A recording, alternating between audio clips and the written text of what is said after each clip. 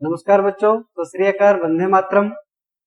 12वीं कक्षा के भूगोल विषय का छठा अध्याय चल रहा था, जिसमें अपने पहले अधिवास के बारे में कि अधिवास कैसे अस्तित्व में आए, अधिवास क्यों बने, कैसे बने, और फिर अधिवास बनाने के लिए क्यों आवश्यकता पड़ी, किन किन बातों को मद्देनजर लेकर के अधिवास प्रारंभ हुए।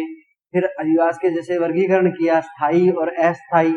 अस्थायी अधिवास जैसे टेंट लगा करके, तंबू लगा करके जो रहते हैं वो, है ना। अधिवास के अंदर झोंपड़ी भी हो सकती है और भव्य महल भी हो सकता है।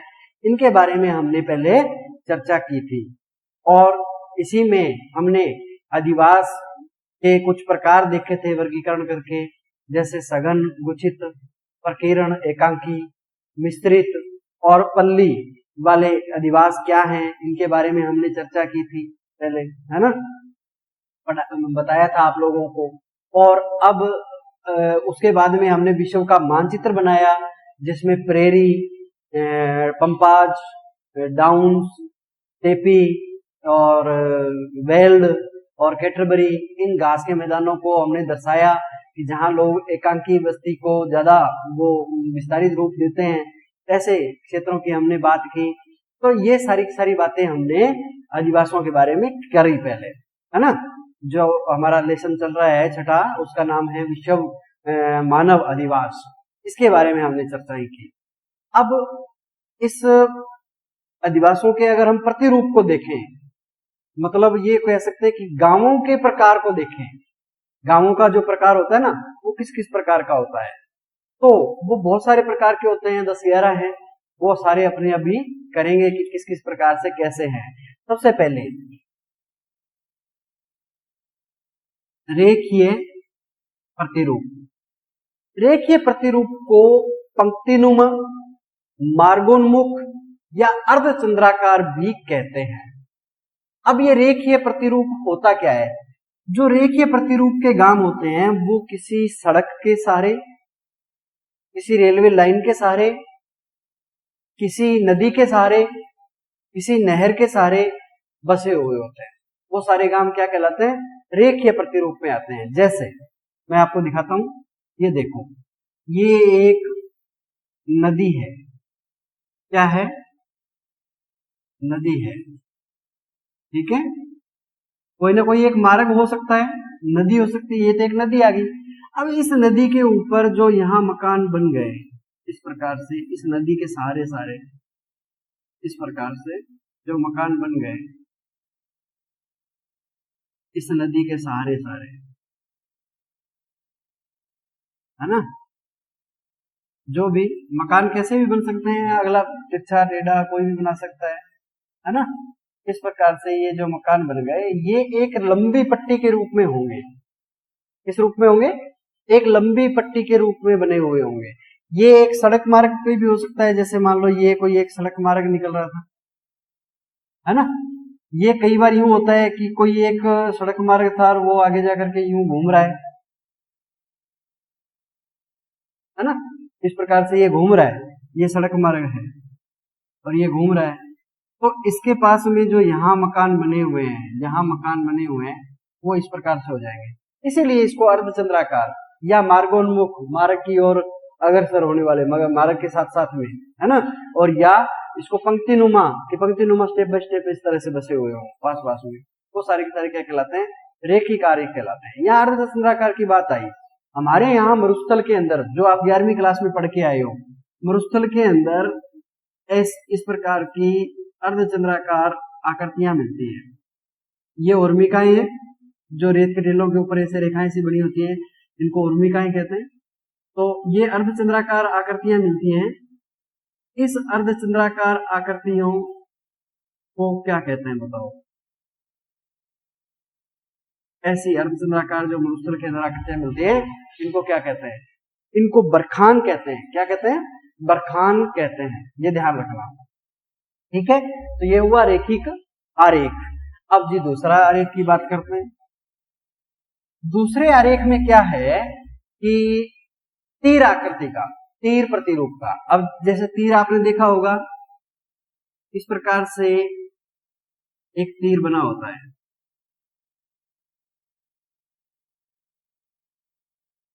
है ना, इस प्रकार का। ये तीर एरो कह सकते हैं, तीर कह सकते हैं, है ना, या आपने महाभारत में और में इनमें इस प्रकार के तीर देखे होंगे, इस प्रकार के।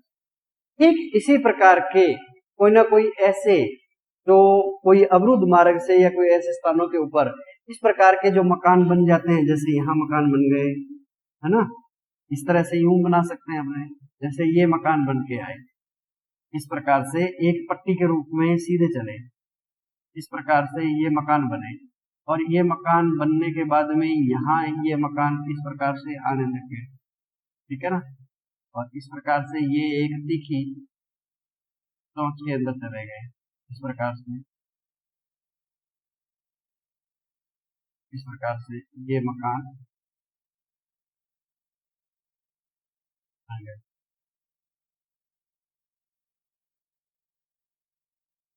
इस प्रकार से। तो ये देख, ये देख, इस प्रकार से जो मकान बन गए वो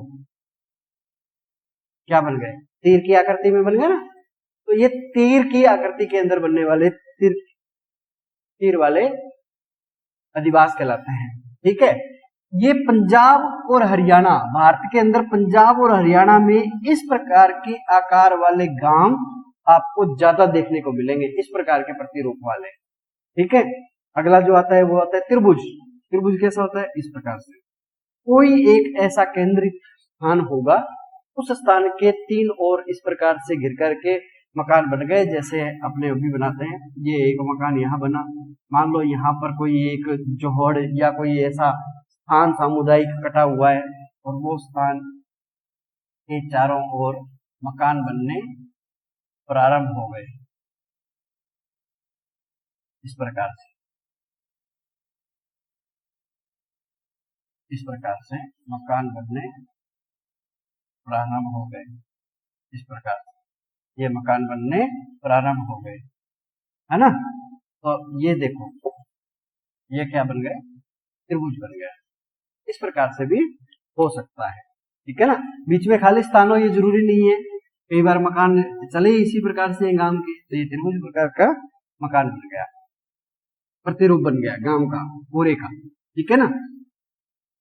उसके बाद में आता है आयताकार या चौकपट्टी। आयताकार या चौकपट्टी में क्या होता है, इस प्रकार से यूं होगा, आयत जैसे लंबाई भी हो सकती है, चौड़ाई भी हो सकती है, एक सचोर्स होगा, है ना, या वर्गाकार भी कह सकते हो इसको। तो इस प्रकार के मकान कैसे बनते हैं, जब जैसे यहाँ मकान बनने शुरू हो गए, यहाँ इस प्रकार से मकान बनने प्रारंभ हो गए, और ये मकान इसी प्रकार से बनते गए, तो ये सारे के सारे मकान क्या कहलाएंगे, आयताकार या चौकपट्टी चौरस होंगे, ठीक है ना, इस प्रकार से जो बने होते हैं। अब अगला आता है अरीय प्रकार का मकान। अरीय प्रकार के जो ग्रामीण मकान नहीं, सॉरी, अधिवास की बात कर रहे हैं, ग्रामीण अधिवास के प्रतिरूपों की बात कर रहे हैं। तो जैसे पहला प्रतिरूप था रेखीय प्रतिरूप, दूसरा था तीरीय प्रतिरूप, और तीसरा था त्रिभुजाकार प्रतिरूप, और अब कर रहे हैं अरीय प्रतिरूप या त्रिज्या का प्रतिरूप कर रहे हैं। इसमें क्या होता है कि कोई एक केंद्र होता है, चौराहा होता है गांव के अंदर, और उस चौराहे से कोई भी एक बिना प्रमाणित के रास्ते निकले हुए होते हैं, और वो रास्ते कहीं से भी कैसे भी टेढ़े मेढ़े एक दूसरे के अंदर आकर के मिल सकते हैं। इस प्रकार से जो अधिवास बने होंगे यहाँ पर, है ना, वो सारे के सारे अरीय प्रतिरूप कहलाएंगे, जो त्रिज्या प्रतिरूप कहलाएंगे। ऐसे अधिवास जो बने हुए होंगे इस गांव को किस प्रतिरूप में शामिल करेंगे, अरीय प्रतिरूप में। उसके बाद में आता है वर्ताकार प्रतिरूप। वर्ताकार प्रतिरूप में क्या होता है, कोई एक तालाब होता है, झील होती है, या कोई जैसे गांवों के अंदर जैसे वो होता है ना भैंसों का स्विमिंग पूल, भैंसे जाने ला करके लेते हैं, जोहड़ होता है ना, इस प्रकार का वो तालाब कह सकते हो, झील कह सकते हो। कोई ऐसा स्थान होगा जहाँ झील या तालाब होगा, और जैसे बीच के अंदर ये आ गया झील या जोहड़ या तालाब जो भी है वो आ गया, और इसके चारों ओर गांव बस गया, है ना, आबादी बस गई, तो ये सारा का सारा क्या कहलाता है, वर्ताकार कहलाता है। एकदम गोल हो ये जरूरी नहीं है, ठीक है ना, ये क्या कहलाता है, वर्ताकार प्रतिरूप कहलाता है गांव का। तारा प्रतिरूप, तारे की आकृति के अंदर फैला हुआ, जैसे आपने देखा होगा कि इस तरह से यूं तारा बन जाता है, है ना, इस प्रकार से तारे की प्रतिरूप की आकृति में फैला हुआ जो गाम होता है, जैसे एक साइड ऊंची निकलेगी, एक नीची निकलेगी, एक इधर निकलेगी, एक इधर निकलेगी, इस प्रकार की आकृति में जो गाम फैला होता है वो तारा प्रतिरूप वाला कहलाता है। पंखा प्रतिरूप, अगला जो देखो, पहले था रेखिक प्रतिरूप, फिर तीर प्रतिरूप, त्रिभुजाकार प्रतिरूप और आयताकार या चौकपट्टी प्रतिरूप, अरिये या तिरछा प्रतिरूप, तारा प्रतिरूप, और अब 8वें नंबर पे आता है पंखा प्रतिरूप। पंखा प्रतिरूप क्या होता है कि कोई एक सड़क के सहारे या रेलवे लाइन या नदी के सहारे एक जैसे गांव होता है, और वो गांव जो होता है वो इस प्रकार से, ये आगे पंखे की साधारण वो डंडी और ये आ गया पंखा, इस प्रकार से एक फैलाव ले लिया एक ही तरफ, ठीक है ना। इस रेखा के दोनों तरफ सारे बढ़ गए तो रेखीय प्रतिरूप में आ गया, लंबा बढ़ गया तो ये लंबा बढ़ने की बजाय आगे आगे इस प्रकार से बढ़ता गया। जैसे मान लो कोई ये एक सड़क थी, ठीक है ना, और यहाँ मकान बनने, वो अधिवास बनने शुरू हुए, ठीक है ना, अधिवास बनने शुरू हुए इस प्रकार से, ठीक है ना, ये अधिवास बने इस प्रकार से, ये अधिवास बने, ठीक है ना। तो ये किसकी आकृति ले ली, पंखे की आकृति ले ली इसने, है ना, इस प्रकार से ये पंखे की आकृति ले ली, ये इधर रास्ता है और आगे भी रास्ता है, ये पंखा सा बन गया, इसको पंखा प्रतिरूप कहते हैं। उसके बाद में आता है अनियमित, जो कहीं भी कैसे भी बन सकते हैं अधिवास, जो नहर, सड़क, रेल मार्ग, उसके साथ में रेखिक भी हो सकता है, तीर भी बन सकता है, उसका कुछ हिस्सा त्रिभुज भी बन सकता है, आयत भी बन सकता है, वृत्ताकार भी हो सकता है, अरिय भी हो सकता है ना, अनियमित होता है। उसके बाद होता है सीढ़ी नुमा, जो पर्वतीय क्षेत्रों के अंदर, जैसे एंडीज पर्वत है, रोकीज पर्वत है, हिमालय पर्वत है अपना, है ना, ऐसे पर्वतीय क्षेत्रों के अंदर कुछ अधिवास ऐसे बने होते हैं जो यूं लगते हैं जैसे सीढ़ी की तरह बने हुए हैं, है ना, जो ऊपर, जैसे मान लो ये एक अधिवास बना, ये ऊंचाई के ऊपर था, दूसरा यहाँ इस ऊंचाई के ऊपर बना, तो इस प्रकार से जो सीढ़ी बनी होती है, आपने देखा होगा, इस प्रकार से यूं सीढ़ी दर सीढ़ी बनी होती है, इस प्रकार से ये सीढ़ी बनी होती है। तो कोई एक अधिवास जैसे कोई ऊंचाई पे बन गया, है ना, तो ये जैसे मान लो ये अधिवास यहाँ बना था इस जगह पर, उसके बाद में कुछ स्थान छोड़ करके ये अधिवास यहाँ बन गया, फिर ये अधिवास यहाँ बन गया, और फिर ये अधिवास यहाँ बन गया, और ये अधिवास यहाँ बन गया, तो ये यूं लगता है कि जैसे सीढ़ी की तरह अधिवास बने हुए हैं, ठीक है ना। इस प्रकार के जो अधिवास बनते हैं, जो ये ऊंचाई के ऊपर थे, है ना, ये अपने फिर कुछ नीचे स्थान के ऊपर आ गए, ये फिर कुछ नीचे स्थान के ऊपर आ गए, है ना, ये नीचे स्थान के ऊपर आ गए, और आखिर में ये धरातल के साथ में इस तरह से जो मकान बने होते हैं ऊंचाई के साथ में किसी पर्वतीय स्थानों के ऊपर, पहाड़ी या पठारी स्थानों के ऊपर, वो यूं लगते हैं जैसे सीढ़ी की तरह बने हुए हैं, तो इनको क्या कहते हैं, सीढ़ी नुमा अधिवास कहते हैं। उसके बाद में आता है मच्छू छत्ता, या यूं कह सकते हो मछुआरों का गांव, ठीक है ना। मच्छू छत्ता का मतलब है मछुआरों का गांव, कि ऐसा सागर के पास में, ऐसा सागर तट के पास में ऐसा गांव जो कोई एक झील है या कोई छोटा सागर है, ऐसे स्थान है या कोई तालाब है, उसके चारों ओर छोटा थोड़ा अधिवास लेकर के बिखरी हुई व्यवस्था के अंदर बस गया, उसको क्या कहते हैं, मच्छू छत्ता अधिवास कहते हैं, मछली की तरह, ठीक है ना, मछली पकड़ने वाला जो मछुआरे का काम करता है वो होता है। इसके बाद में कुछ अन्य प्रतिरूप भी आते हैं, जैसे टेढ़ा मेढ़ा, कोई एक गांव पहले ये यहाँ बसना शुरू हुआ, फिर यहाँ हो गया, फिर यहाँ हो गया, फिर यहाँ हो गया, फिर यहाँ हो गया, फिर यहाँ हो गया, फिर यहाँ हो गया, फिर यहाँ हो गया, फिर यहाँ हो गया, इस तरह से यूं, इस तरह से टेढ़ा मेढ़ा, ठीक है ना, एक जैसा नहीं है। मकड़ी प्रतिरूप भी हो सकता है, मकड़ी के जाले की तरह, आपने देखा होगा मकड़ी का जाला कैसा होता है ना, तो मकड़ी के जाले की तरह भी बन सकता है। जैसे मकड़ी का जाला आपने देखा होगा, इस तरह से यूं यूं यूं घुमावदार, इस तरह से यूं मकड़ी का जाला बना होता है ना, आपने देखा होगा मकड़ी का जाला इस तरह से यूं बना होता है ना, इस तरह से,